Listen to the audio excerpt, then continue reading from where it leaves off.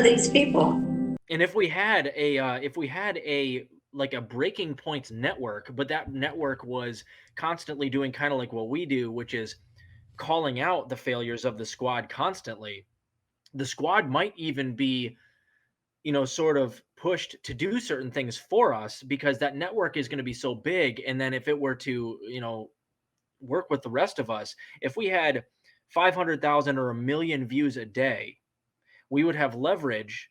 If we're always talking about how the squad is failing with these Tea Party tactics that they didn't block any bills, for instance, that they could have blocked. If they wanted to block them, they only need 5. There's at least 6 squad members in the House, so they Mhm. could have blocked at least 15 bills along the way. If, let's say, there was a united indie media front that included breaking points, they called them out at every failed vote, they would eventually be like, oh shit, if we don't start doing Tea Party tactics, the media apparatus that helped us get elected is going to turn on us. So they might eventually have to start giving success or concessions, but also coming on a lot of these channels that they now refuse to go on. The more popular that indie Mm. media news network became, the more they would need us for promotion. So but Breaking Points is going to do that. I recently about a year ago, I went on Savvy Sab's show with that episode where I bodied Kyle Kalinske, and I was talking about how I did all the math. The Humanist Report, David Dole, TYT, and Kyle Kalinske as these enormous lefty channels, quote unquote. I counted up all of the videos that they had going after Joe Manchin, Kirsten Sinema, and the Parliamentarian, but particularly Sinema and Manchin, before the Build Back Better bill got killed. Right? It was coupled with the infrastructure bill. Right? They had it coupled up. And then I also tallied up the amount of videos that they had going after the squad for allowing the Build Back Better bill to get whittled down, allowed it to eventually get decoupled entirely. And the amount of videos that they had going after just Manchin and Sinema was like 45. The amount of critical videos that they had going after AOC and the squad was one from Kyle Kalinske, and it was for her crying after the Iron Dome vote. That was the only time any one of those 4 channels in the previous 2 months had even been critical of anybody in the squad any way.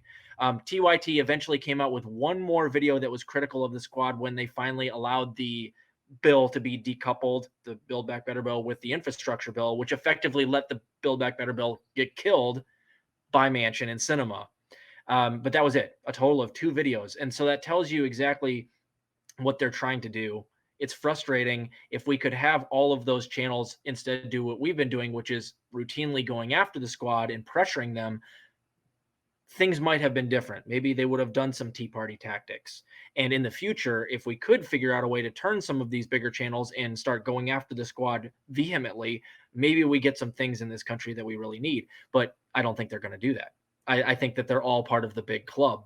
I think that they, even some smaller channels that I've been watching now, which shall remain nameless, are definitely like vying for an access journalism type channel, which worries me very much. They're cozying up a little bit too much to the squad members who have done nothing, and that is not a good thing. We need to question and go after these people. Yes, Manchin and Sinema, but also the squad, who had plenty of power with Tea Party tactics over the last 2 years. That never happened, and a lot of it has to do with the people that told us, oh, we need to vote Joe Biden in and push him left, which is just basically, we're going to get the Democrats power and then move all of the Democrats to the progressive side of things. That's what they're saying with that. Yeah, those people that said we're going to push Joe Biden left, that insisted you vote for him, didn't even attempt to push the Democratic Party left at all. In fact, if anything, they've been doing it nothing but defense for the Democratic Party ever since we got Joe Biden elected. So that tells you what these channels' goals are. The goal is not to get progressive policy. Their goal is to protect the Democratic Party, because the Democratic Party is where they make their money. It's they have access to the politicians within the Democratic Party, which gets them views on their channel. So it's all about money. It's all about maintaining the status quo. They don't give a damn about actually getting these things done. And that's a big divide right now on the left for some reason. I thought it goes without saying that we need to question our politicians that we help get elected and push them to do the things that they campaigned on. Apparently, that's a controversial thing on the left right now that a lot of big lefty channels are not on board for. And I wouldn't even say it's just money. What it is that it's pointing out and perpetuate, like, this is what's happening, and pointing out what the problems are, but not pointing out what is the obvious solution that the people on the left who are really frustrated and hurting and suffering the most have been screaming, which is direct action and mutual aid, period. One, two. If you're not talking about direct action and mutual aid first, talking about strikes, talking about protests, talking about making people uncomfortable where they sit, then you're too comfortable right now. And that's what people who are really hurting and are feeling that urgency are screaming, because they are hurting and they need help. And the people there, it's a millionaires club mostly, and they smile and they go on TV and they talk about how the economy's doing wonderful, and it's it.